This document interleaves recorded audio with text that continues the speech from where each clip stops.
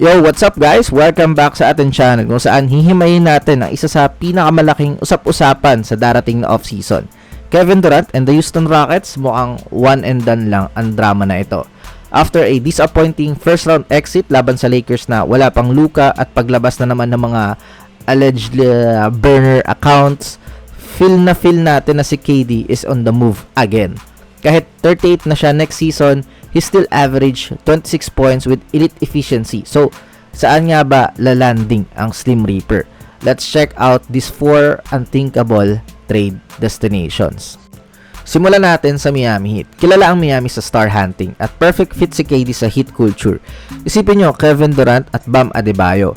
Inside-out action. Sobrang dynamic niyan compared sa Tyler Hero na laging may injury concerns.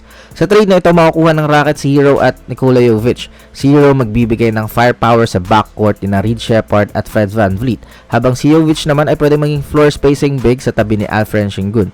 If Miami wants to maximize the era of Bam Adebayo, this is the move.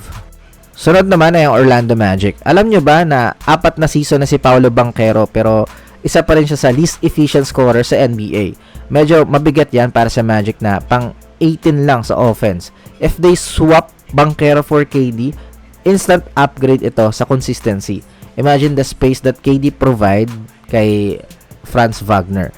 Para sa Rockets naman, getting Banchero na 14 years younger than Durant is a massive win. Babalik agad ang Houston sa usapan na most interesting young core sa buong liga. Risk ito para sa Orlando, pero kung gusto nilang manalo ngayon, KD is the answer. Pero I don't think na papayag yung Orlando dito. Pangatlo, ang Detroit Pistons. Medyo shocker ito, di ba?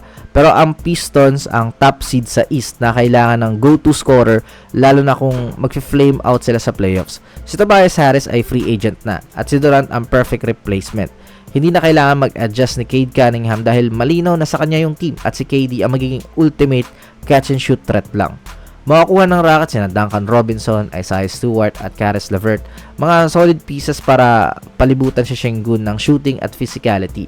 Isang trio ni Cade, KD at Jalen Duren, nakakatakot yan sa East.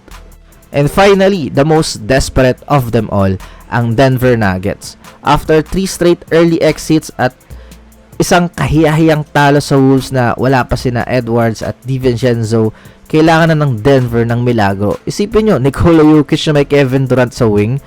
That's offensive basketball at its peak. Sa trade na ito, ibibigay ng Denver sina Cameron Johnson, Christian Brown at isang future pick swap. Para sa Rockets, getting 2 multi-positional wings like Cam and Brown is a great haul para sa isang 30-year-old vet. Desperado ang Nuggets at si KD ang pwedeng maging huling piraso para sa isa pang championship run ni Jokic. Sa huli, kahit saan mapunta si KD, siguradong may yanig sa buong NBA, from Miami's culture to Denver's desperation. Maraming teams ang handang isugal ang future para sa isang pinakamahusay na scorer sa kasaysayan. Pero ang tanong, makakahanap na kaya si KD ng forever home o magiging isa na naman tong uncomfortable exit? Let me know all your thoughts in the comment section below. I will now step back. Bye-bye.